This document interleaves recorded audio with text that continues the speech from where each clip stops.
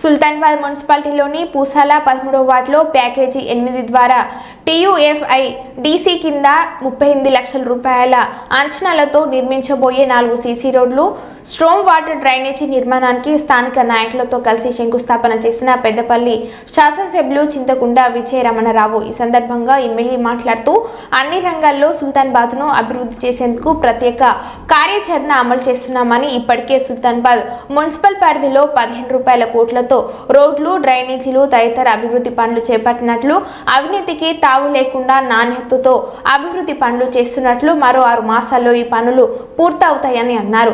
గత బీఆర్ఎస్ పాలనలో అప్పటి పాలకులు సుల్తానాబాద్ మున్సిపల్ పరిధి పట్ల సవతి తల్లి ప్రేమ చూపారని, అలాగే ప్రజలు అభివృద్ధి పనులకు సహకరించాలని కోరారు. మరి దీనికి సంబంధించి ఇవాళ 13వ వార్డు సంబంధించినటువంటి పనులే ఇవాళ మనం ఇక్కడ శంకుస్థాపన చేస్తున్నాం.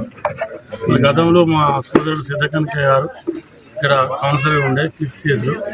మరి వారు నిత్యం ప్రజల కోసం, అభివృద్ధి కోసం, సంక్షేమ కార్యక్రమాలకు అందరికి ఇచ్చే విషయంలో నిరంతరం కష్టపడేటువంటి వ్యక్తి సిద్ధకనకయ్య. మరి వారు లేకున్నా ఇవాళ ఇక్కడ ఈ ప్రాంతంలో మా సోదరుడు మరి క్రిస్టియన్లు కనకయ్య కుమారుడు అయినటువంటి సిద్ధ తిరుపతి గారి నాయకత్వంలో మరి వార్డుకు సంబంధించి మరి అన్ని అభివృద్ధి కార్యక్రమాలు కూడా 35 లక్షలు పెట్టుకున్నాం. మరి ఇక్కడ కొంతమంది సోదరులు ఈ వార్డుకు సంబంధించి ఇంకొక 150 మీటర్ల CC రోడ్డు కావాలని చెప్పి అడుగుతూ ఉన్నారు. కొంత డ్రైన్ కూడా కావాలని చెప్పి అడుగుతారు. ఇవి రెండు కూడా తక్షణమే ఈ మధ్యకాలంలో అవి కూడా పనులు చేయడానికి 100% భారతీయ చేస్తా అని చెప్పి మరి సందర్భంగా ఎప్పటికప్పుడు సమీక్ష చేసుకొని సుల్తానాబాద్ పట్టణాన్ని అన్ని విధాలుగా మరి అభివృద్ధి అనేటువంటి లక్ష్యంతో ఇవాళ అభివృద్ధి కార్యక్రమాలను ప్రారంభించుకున్నాం. ఇది ఆరంభం మాత్రమే.